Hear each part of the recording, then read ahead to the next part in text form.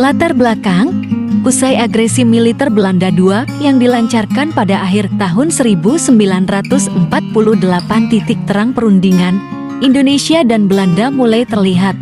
Hal ini dikarenakan Belanda mendapat kecaman dan reaksi keras dari dunia internasional, termasuk ultimatum dari Perserikatan Bangsa-Bangsa PBB.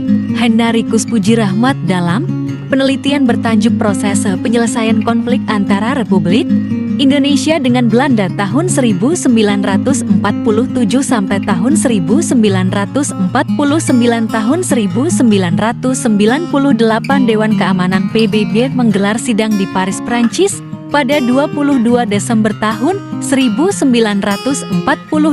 Forum yang tercetus berkat inisiatif Duta Besar Amerika Serikat untuk PBB Dr. Philip C. Jessup ini menghasilkan resolusi PBB. Intinya PBB meminta kepada Belanda dan Indonesia untuk segera menghentikan konflik. Selain itu, PBB juga mendesak Belanda agar melepaskan para pemimpin atau orang-orang Indonesia yang ditahan saat itu. Belanda masih enggan memenuhi tuntutan tersebut, sehingga pembicaraan panjang terus dilakukan. Di tengah upaya tersebut, terjadilah serangan umum 1 Maret tahun 1949 di Yogyakarta yang dilakukan oleh Angkatan Perang Republik Indonesia. Serangan umum 1 Maret tahun 1949 sontak menjadi pembicaraan di Forum Internasional. Tanggal 14 April tahun 1949 terjadi pertempuran di Jakarta. Dari pertemuan tersebut, pada 7 Mei tahun 1949 dihasilkan kesepakatan yang dikenal sebagai Perjanjian Rum-Roijin. Hasil Perjanjian Rum-Roijin juga membuka jalan bagi Indonesia untuk menyelesaikan perselisihan dengan Belanda melalui konferensi meja bundar KMB yang akan dilaksanakan di Den Haag, Belanda. Tokoh-tokoh asing yang ikut membantu kemerdekaan Indonesia adalah 5 orang. Pertama, Laksana Muda Tadashi pada tahun 1898 sampai tahun 1977. Kedua, Muriel Stuart Walker tahun 1989 sampai tahun 1997. Tiga, Ishiki Tatsuo tahun 1906 sampai tahun 1949. 4. Tomegoro Yoshizumi tahun 1911 sampai tahun 1948. 5. Bobby Alfred Berg tahun 1921 sampai tahun 1948.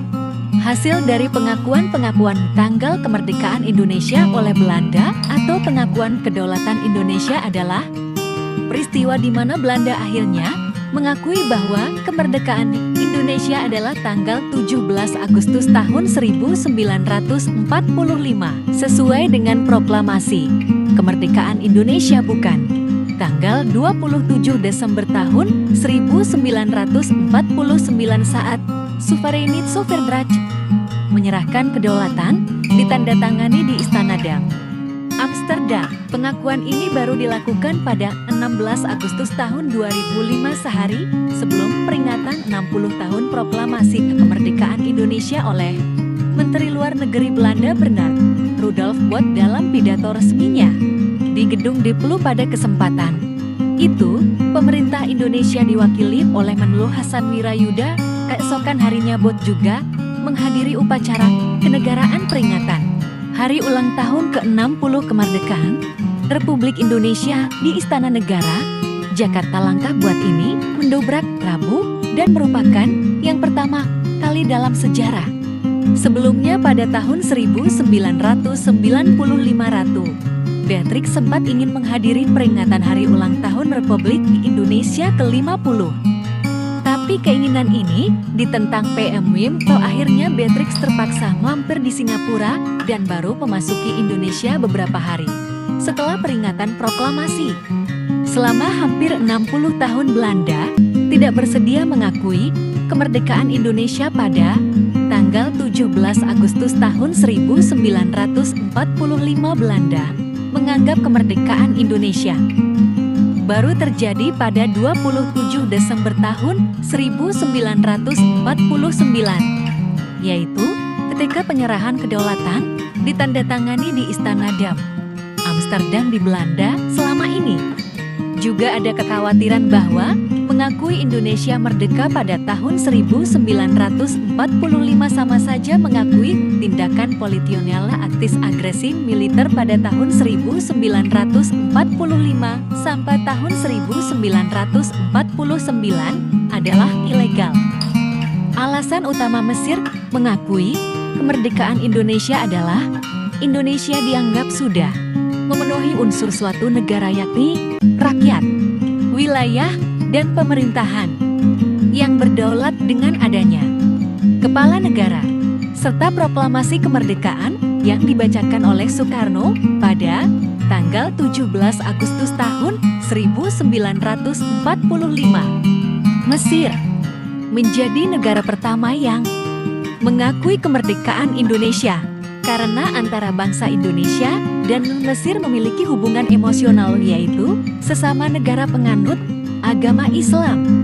Hal ini dibuktikan dengan dukungan yang pertama datang dari organisasi Ikhwanul Muslimin yang dipimpin oleh Hasan al-Banna. Alasannya karena negara Palestina sangat peduli dan responsif dengan keadaan Indonesia yang tengah mengalami kesengsaraan akibat penjajahan negara lain.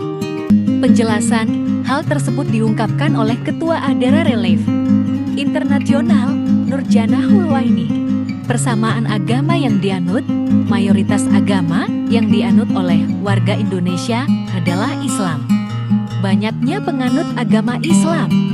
Inilah yang juga menjadi faktor dari alasan Lebanon mengakui kemerdekaan Indonesia karena Lebanon juga termasuk dalam negara yang mayoritas penduduknya menganut agama Islam.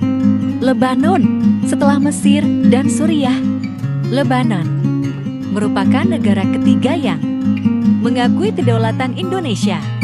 Pada tanggal 29 Juli tahun 1947, pengakuan secara de jure diberikan kepada NKRI oleh Lebanon.